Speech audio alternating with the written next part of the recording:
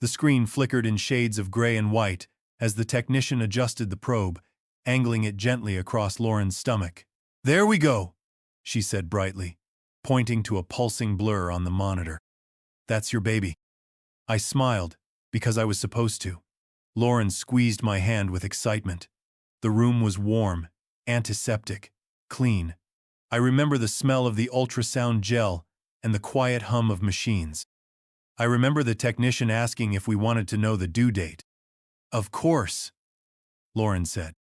The tech typed a few things on her keyboard, frowning slightly. "Looks like you're about 6 weeks along, maybe 7 depending on the dating scan." That's when I felt the shift. Not in her words. In the dates. 6 weeks ago, I was in San Francisco.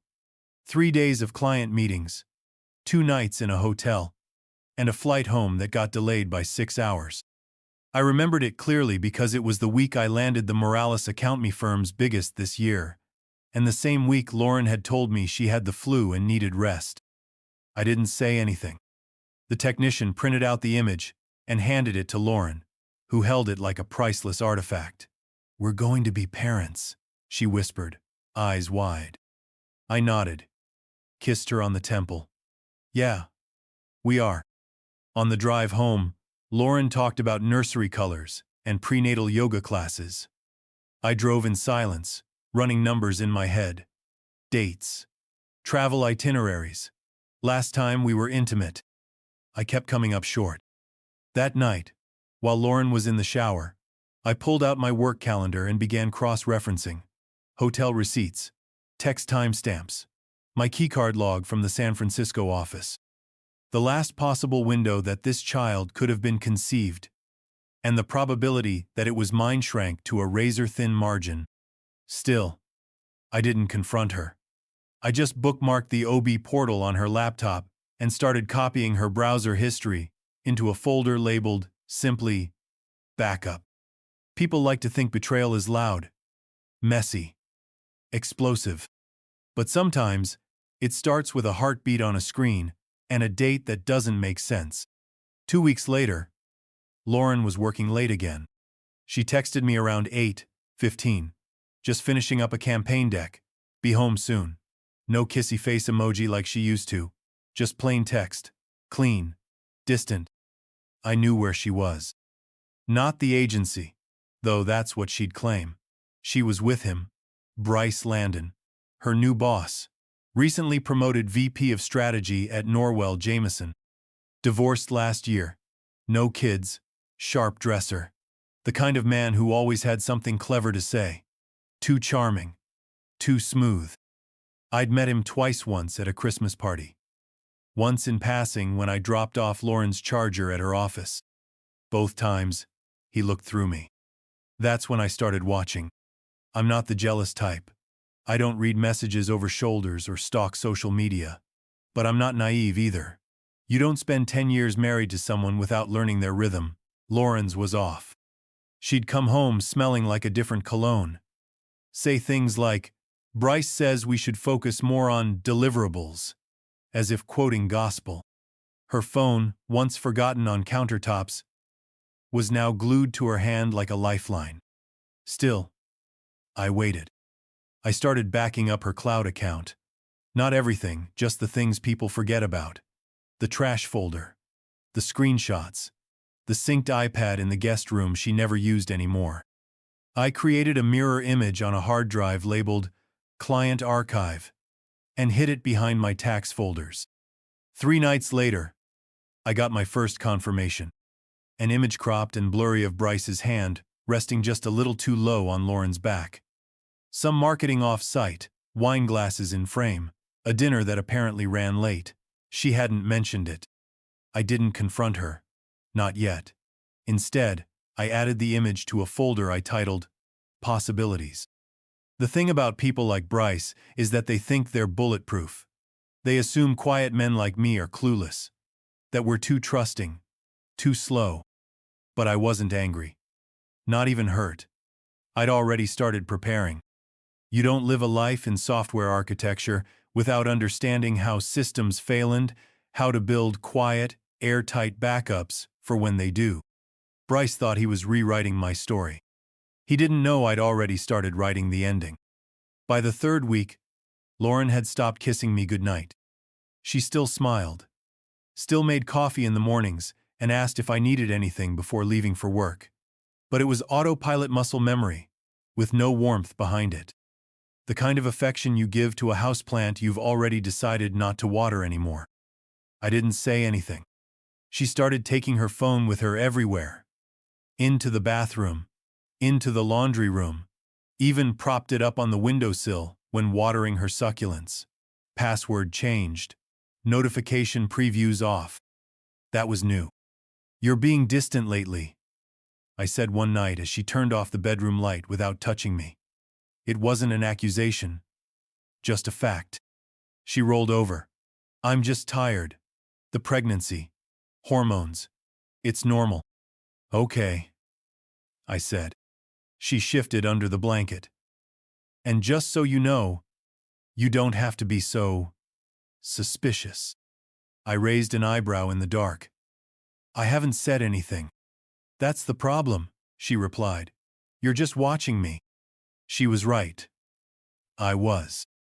I'd already cloned her cloud storage to an encrypted drive, installed a silent keylogger on the iPad she never used, created a bot to pull any media with GPS metadata, and cross-reference timestamps with my own calendar. I wasn't angry. I wasn't broken. I was curious. Because if Lauren was going to gaslight me, to rewrite the narrative mid-chapter, then I was going to keep the receipts. All of them. At dinner, she started talking more about the baby, the miracle, the journey, all words she never used before. She talked like she was trying to convince herself of something. "I just know this baby is yours," she said one night over pasta, her hand resting on her stomach. "It's ours." I nodded and asked if she wanted more wine. She said she couldn't drink, then looked away quickly. I filed that moment next to the others. The things that didn't quite fit, the lines that felt rehearsed, the missed details. People think cheating is about passion, about heat, and bad decisions. But the truth is, it's colder than that.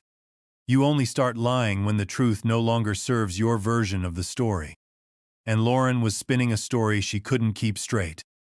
I found the messages at 2:17 a.m. on a Wednesday. I couldn't sleep. The glow of her iPad in the guest room called to me. She hadn't touched the device in months, but it was still linked to her cloud account, still syncing in the background. The thread was archived, not deleted. People forget that difference. It started simple: Bryce texting late after team dinners. She replied with emojis. Then a missed call. Then a photo of takeout and wine, captioned, "Company perks." The tone shifted after that. More intimate. Less professional. 3 weeks before the ultrasound appointment. "Bryce. You still late?" Lauren. 2 days. Bryce. "We should talk." I scrolled further. A picture of her bare feet on a hotel balcony I didn't recognize. GPS metadata tagged it in Seattle. The weekend, she told me she was visiting her sister in Portland. Another message. "Lauren. I don't know what to do." Bryce. "Just breathe. Whatever happens, we'll figure it out."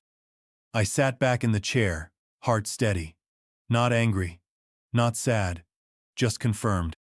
People think betrayal hits like a punch. For me, it was quieter. A door clicking shut from the inside. A window closing without a breeze. I opened my secured archive and added everything: screenshots, metadata, full-text exports. Labeled it Control Package 1. I zipped the folder, encrypted it, and backed it up in 3 separate locations. Then I wiped the browsing history and went back to bed. Lauren was still asleep when I slid under the covers. I studied her face in the half-dark. Peaceful. Like nothing had happened. Like she hadn't just quietly detonated our marriage and expected me to sleep through the blast. I closed my eyes and made a list in my head. First, the prenatal paternity test. Second, legal prep with Tessa. Third, documentation of all relevant behavior shifts. Fourth, Extraction. She wouldn't see it coming. Not because I was cruel, not because I wanted revenge, but because she'd forgotten who I was. I don't fight loud. I don't shout. I don't swing. I collect. I build. I execute. Quietly. And when I'm done, there's nothing left for them to stand on. The bank teller's name was Marissa. Early 20s, sharp eyeliner, no-nonsense tone. She barely looked up as she processed my request for a new checking account. One under just my name. Linked to a new email. New credentials. "Do you want this connected to any shared accounts?" she asked. "No," I said. "This one's personal." She tapped a few keys, printed some papers, and handed me the folder. "You're all set." By the end of the week, I had redirected my direct deposit from work to the new account. It was settled down through my payroll portal using a backup email Lauren didn't know existed. Nothing drastic. Just the start of a financial firewall. That same afternoon, I visited a branch across town and opened a safe deposit box. Inside, I placed the things that still mattered. My mother's locket, my father's cufflinks, the title to my truck, originals of our marriage certificate and the deed to names now, but not for long. Lauren had been pushing for a home refinance earlier in the year. Said rates were low, we could cash out some equity. I told her I'd think about it. She took that as agreement. What she didn't know was that I'd contacted the mortgage broker and quietly paused the process. Cited, pending changes in co-applicant credit status. It was a lie, but one they accepted without question. Then I filed a notice with the title company requesting no transactions or adjustments without written consent from both parties. A small safeguard. An invisible tripwire. Back at home, Lauren was humming in the kitchen, making tea. I watched her move around the space we built together. Cabinets I installed. Fixtures I upgraded. She asked if I'd remembered to schedule the refinance meeting. "I'll follow up tomorrow," I said.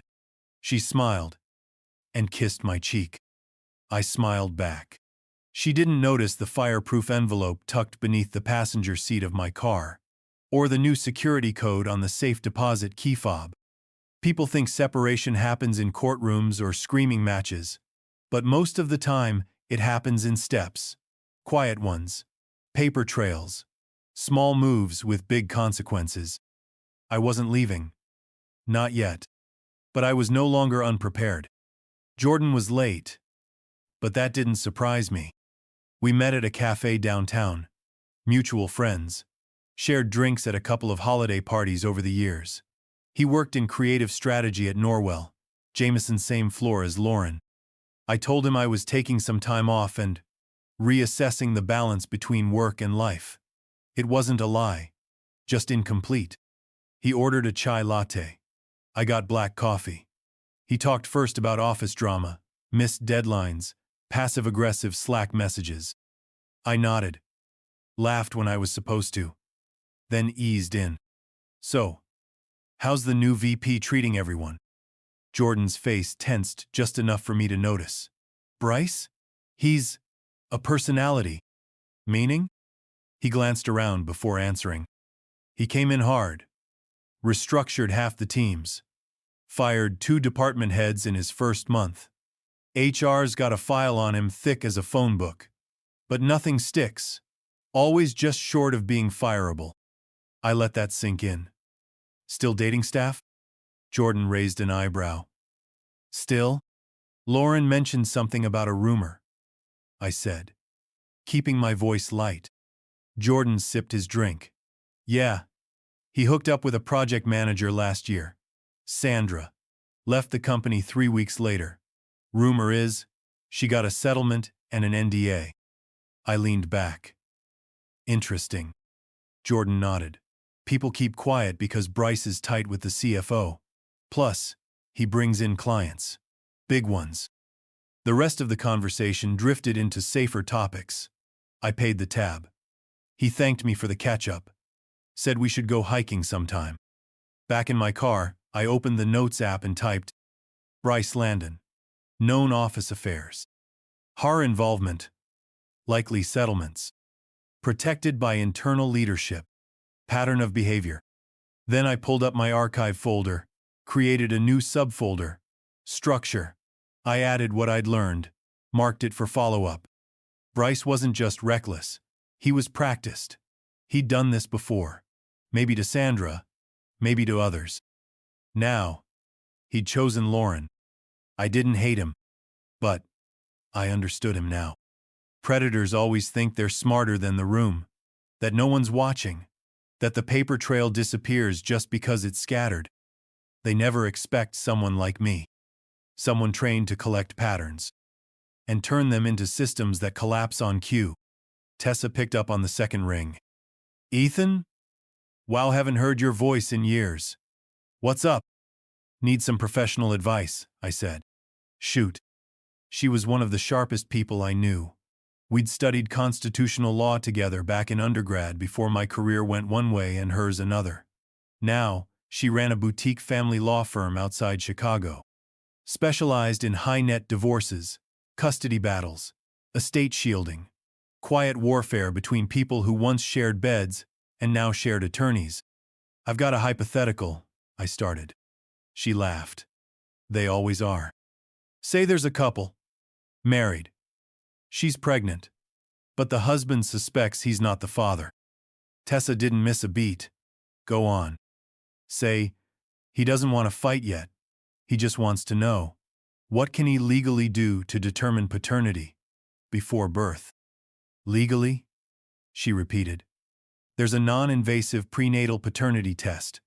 It analyzes fetal DNA through the mother's blood, needs a cheek swab or blood sample from the potential father. You don't need her consent if the sample's from you, and the test is ordered as informational, not court-bound. But, you can't steal her blood. That would be a crime. However, hair, skin cells, depends on your state. Some allow it for private testing if it's not submitted to a legal proceeding. I didn't say anything for a few seconds. You're not asking for a friend, are you? She asked quietly. No. You need help, Ethan? No. I need clarity. Tessa paused. If you do this, and the results come back the way you think they will, are you ready for that? I already know the answer, I said. I just need the proof. She gave me the name of a lab. Discreet. Certified. Mail-in kits. Full chain documentation. She said she'd have one overnighted. Let me know if you need anything else, she added. And Ethan? Yeah? Don't wait too long to do what needs to be done. Evidence fades. So does the benefit of the doubt. I thanked her and hung up. The sun had set. Lauren was home, watching TV, feet curled under a blanket I'd bought her for our anniversary. I passed her on the way to the kitchen, brushed against her shoulder. A few strands of hair clung to my sleeve. I smiled. She didn't notice. The test kit arrived 2 days later in a plain cardboard box. No branding, no excess paperwork.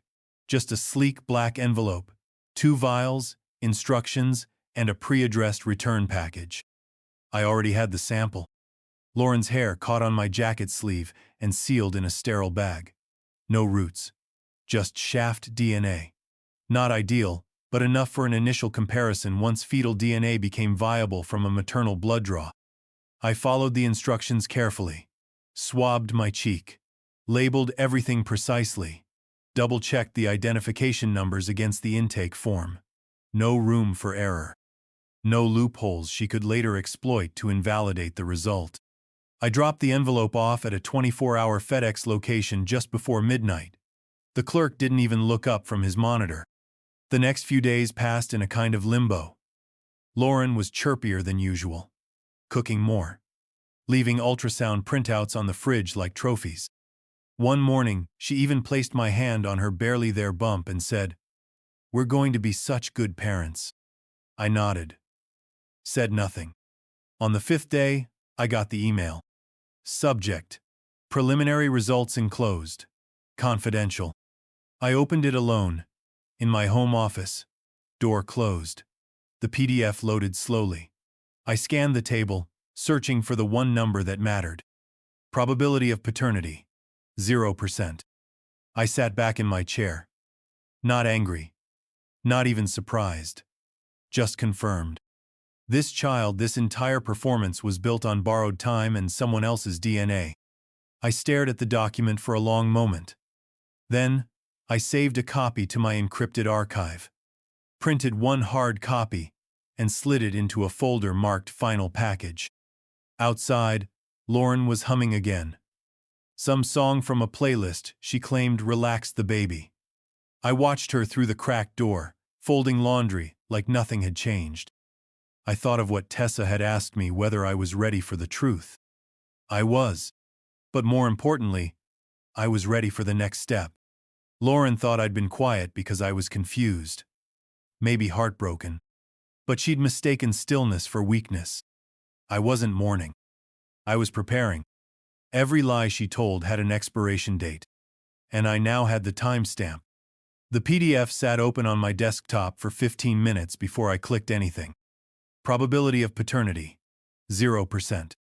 The words were plain, clinical, no emotional charge in the font, no built-in reaction, just numbers, data points, and conclusion. But they landed like final punctuation on a sentence I'd already finished writing. I stared at it. Not because I didn't believe it, but because I did. Entirely. There was no rush of anger. No broken glass. No guttural scream. Just quiet. I saved a copy, encrypted it, and uploaded it to 3 separate cloud drives, each tied to a different account. One on Google, one on a private server I ran myself, one in a hard-to-access legal archive. Recommended by Tessa. I didn't feel hurt anymore. I felt awake. The lies weren't abstract anymore. They were documented, archived, stamped with a digital signature and a tracking number. Outside the office, Lauren was on the phone with her sister, talking about names. I could hear her laughing. She used to laugh like that with me. I clicked print and placed the report into a manila folder with the other screenshots, emails, GPS metadata, credit card statements. I labeled it Integrity Ledger. That night, Lauren asked if I could rub her shoulders. Said her back hurt. I nodded, smiled, and sat behind her on the couch. She leaned into me like nothing had changed. "Can you believe how fast it's all happening?" she asked. I could. But what I couldn't believe, what I kept returning to, was how easy it had been for her. The confidence, the entitlement, as if the truth would never matter, as if I wouldn't notice. She kissed me on the cheek before going to bed. I stayed in the living room, let the silence settle in like dust. This wasn't about betrayal anymore. It was about the response. And mine wouldn't be loud. It would be complete. From the outside, I was the model husband. I attended the next ultrasound, bought prenatal vitamins, downloaded a pregnancy tracking app, and asked questions like, "Should we paint the nursery yellow or green?" Lauren glowed. She told her friends I'd finally come around. Inside, I was building a dossier. I installed 2 discrete cameras in my home office, angled at the hallway mirror, and one in the guest bedroom Lauren never used. I masked them as motion sensors, night vision enabled. Continuous upload to a secure server. Next came the digital tracing screen capture software on the family laptop, keylogging script on her tablet. Every message, every tab, every login recorded. I wasn't looking for more proof. I had enough. What I was building now was a pattern, a rhythm of behavior, a timeline she couldn't rewrite once the lights came on. She'd stopped using her personal laptop and started spending more time on her work phone. I set up a signal, tracker low level, non-invasive, enough to ping nearby devices when they connected to our Wi-Fi. I learned Bryce had been there 3 times in the last month. Late afternoon pings. His iPhone. His smartwatch. Once, a Bluetooth speaker labeled, "Land on me." I added it to the log. Lauren noticed none of it. She asked me to grab her craving snacks from the store. I went. She asked if I'd be okay staying home from her next prenatal visit because her mom wanted to come. I agreed. I didn't argue. I didn't accuse. I didn't act wounded. That's the mistake people make. They try to force truth with confrontation. I wasn't interested in her confession. I didn't need it. The evidence was enough. By the end of the week, the dossier was 182 pages. Indexed, labeled, cross-referenced. I even included an executive summary, in case a lawyer needed to read it fast. Lauren called me sweet that night. Said she felt so safe with me. I kissed her forehead, turned off the light, and lay in bed staring at the ceiling. The truth was already moving, quietly, beneath the surface. I didn't have to break her world. I just had to let gravity do its work. The LinkedIn profile took 2 hours to build. Darren Holt, fictional venture capitalist from Seattle. Background in private equity, artificial intelligence, and digital marketing. Profile picture, sourced from a copyright-free stock photo. Mutual connections fabricated using dormant accounts. I sent Bryce a message. Looking to expand portfolio into boutique agencies with a creative tilt. Impressed by your work at Norwell, Jameson. Interested in talking over drinks. He replied the same day. Always happy to chat with smart money. Drinks Thursday? We met at a rooftop bar downtown. Bryce arrived 10 minutes late, wearing a blue blazer over a shirt, unbuttoned one too many levels. The kind of guy who made introductions with his resume. You must be Darren, he said, extending a hand. Thanks for reaching out. I smiled. You've built something impressive. I like to understand the leadership before I move my money. He ordered bourbon. I got soda water. He didn't notice. We talked in circles for 20 minutes. Client growth, campaign wins, corporate politics. He thrived in the spotlight, even if he didn't know who was holding the flashlight.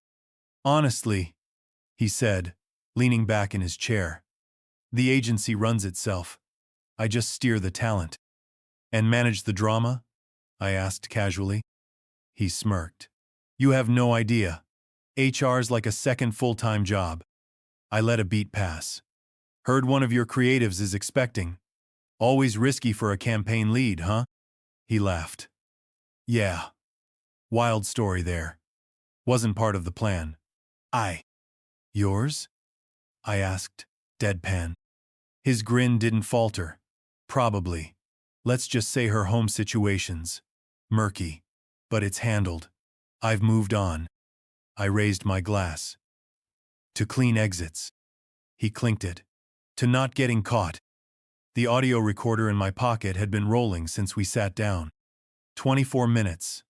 Enough for context, tone, and full quotes. When we parted ways, he never asked for a business card. He wouldn't. He never saw me. Not really. But that night, when I listened to the playback, I heard him clearly. Arrogant, careless, proud. Bryce thought he'd written the rules. I was about to publish the rulebook. The email took 2 hours to perfect. It came from an anonymous Proton Mail account with no digital ties to me. The subject line was simple. Flagged conduct. Internal review recommended. Attached. Screenshots of Bryce's text to Lauren. Metadata from hotel images. The audio file from the bar. A 5-page summary outlining a pattern of behavior. Names of previous employees mentioned by Jordan. A password-protected folder titled Workplace Ethics Concern. At 8:31 a.m. Monday, I hit send. I didn't have to wait long. By noon, Bryce's internal calendar was cleared. His Slack profile showed inactive. A message from Jordan popped up on Telegram. Something's going down. HR just pulled Bryce into a closed door. Rumors flying. By 3:15, Lauren came home early, eyes wide, flushed. Did you hear what happened? She asked. I looked up from my laptop. No. What? Someone leaked stuff about Bryce. HR suspended him indefinitely. There's going to be an investigation. I let her talk. She paced the kitchen, speculating, fretting.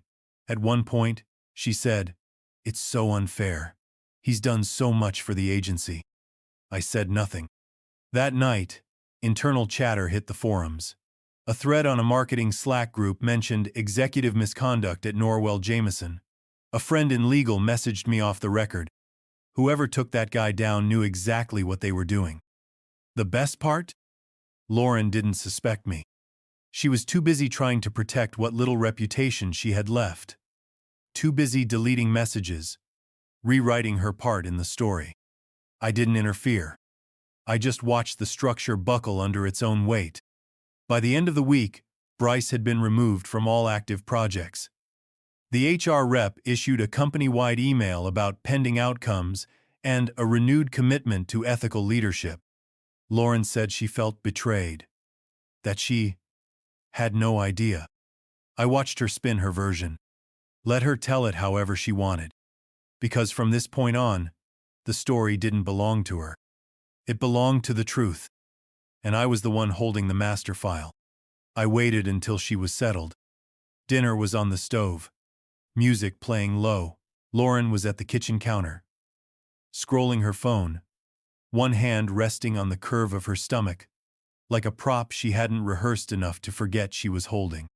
"Can we talk for a minute?" I asked. She looked up. "Sure. Everything okay?" I nodded once and walked to my office. She followed. On the desk I laid out 3 documents side by side. No fanfare, no commentary. First, the DNA results. Second, printed text messages, time-stamped and complete. Third, a USB drive, labeled Audio Landon Meeting. She glanced at them, confused at first. Then the color drained from her face. "What? What is this?" I didn't answer, just waited. She picked up the DNA report. Her eyes scanned the lines, lips moving silently. She dropped it, like it burned her. "You went behind my back?" "No," I said evenly. "I walked ahead of it." She flipped through the texts. Her breathing quickened. "This is private. This is illegal." "No. It's backed up." Her hand hovered over the USB. She didn't plug it in. She didn't need to. Her knees buckled slightly, and she dropped into the office chair, like the weight of the evidence had finally registered. Then came the tears. Not the sharp, panicked ones of someone caught. These were slow, deliberate, weaponized. "I didn't mean for it to happen this way," she whispered. I said nothing. We were in a rough place. I didn't know how to fix it. Still nothing. She pivoted. "But it's still our child. That doesn't change. You've been here for every step." "I'll co-parent," I said, cutting through the performance. "Once legal paternity is established through the proper channels." Her face twisted. "Are you serious? You lied about everything. You forfeited trust. Now you work within boundaries." She stood abruptly, rage replacing tears. "You planned this. You've been sitting on this, watching me, spying on me." "No," I said, calm as ever. "I've been preparing for this." Lauren's voice broke on the next linear incoherent mix of apology and accusation. It didn't matter. The truth was already free. I let her spiral. Then I left the room. The silence that followed was louder than anything she said. The termination notice came via email. Subject: Separation of employment. Norwell, Jameson. Lauren read it on the couch, then folded the laptop closed without a word. The HR language was clean and corporate. Inappropriate workplace relationship. Violation of conduct code. Public perception risk. Morality clause. No severance. No appeal. 2 hours later, Bryce's LinkedIn went dark. His profile picture disappeared. The strategic visionary bio wiped clean. Vanished. I poured coffee and slid a manila envelope across the table. Neatly labeled, dated 2 weeks earlier. Lauren stared at it, brows tightening. What is this? Divorce papers, I said. She blinked. You've already filed? I was just waiting for the right moment. The words landed like a slap. She opened the envelope with trembling fingers. The name of my attorney Tessa was printed clearly on the first page. You can't do this now, she said. Not while I'm pregnant. Especially now. Her jaw clenched. I made a mistake. You're really going to blow up our lives because of that? I tilted my head slightly. You detonated this. I'm just walking out of the blast radius. She stood, pacing, flipping between panic and negotiation. At one point, she offered counseling. At another, joint PR statements to protect reputations. I listened. Then said, the only thing left to protect is the child. And you should be grateful I'm still willing to consider co-parenting. She froze. You're cold, she whispered. No, I corrected. I'm clear. She didn't respond. The next morning, I delivered the notarized copies to the courthouse. Final hearing date was already on the calendar. The house remained quiet. Lauren stayed in the guest room. I let her.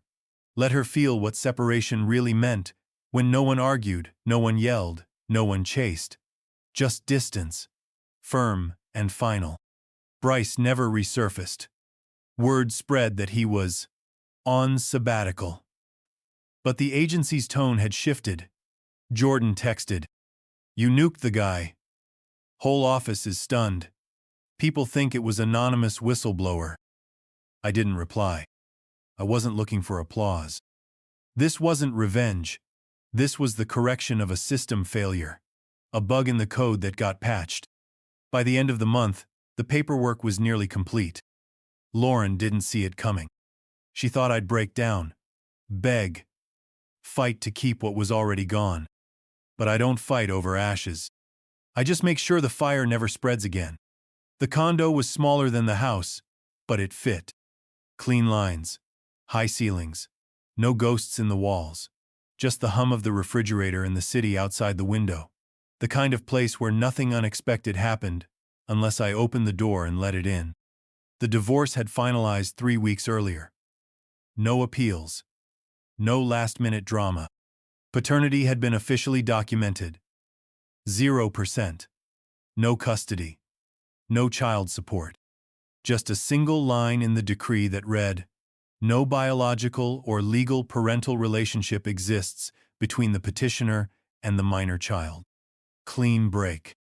Lauren moved out quietly. I left her the house, not because I owed her, but because I didn't want it. Too many false starts in those rooms. Too many things that looked like love until you stepped close and saw the cracks. She emailed once. A short message about closure. I didn't respond. The agency had replaced Bryce. Jordan said things were stabilizing, cautiously. Lauren hadn't gone back. Rumor was, she'd moved to her sister's place out of state. I didn't track her down. Didn't need to. Whatever happened next was no longer my story. I filled my time rebuilding, consulting for tech firms, helping a friend launch a privacy startup. Something quiet, simple, necessary. Like fixing broken locks for people who never realized the door had been open the whole time. I saw Tessa for coffee one afternoon. She asked if I'd do anything differently. No, I said. Some systems don't need rebuilding. They need replacing. She smiled. Still writing code, huh? Always. Later that night, I got a message on LinkedIn from a name I didn't recognize. Natalie Landon, Bryce's ex-wife. The message was one line. Thank you. He did the same to me. I stared at it for a moment. Then archived the message. No reply. No need. Just another system vulnerability patched. I stepped out onto the balcony, coffee in hand. Below, the city moved without me. Inside, the apartment was silent, steady. No alarms, no surveillance, no backup plans, just peace. And this time, I'd written the code myself. This story was intense, but this story on the right-hand side is even more insane.